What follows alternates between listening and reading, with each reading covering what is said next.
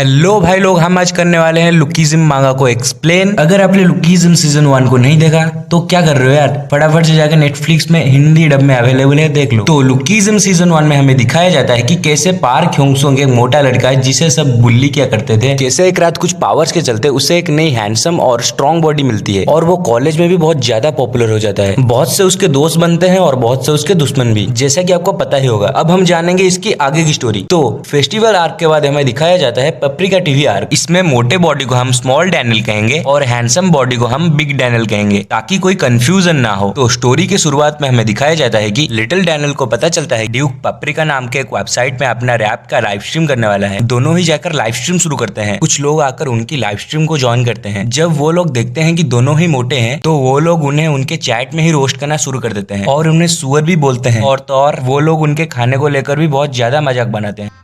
गजब बेइज्जती है।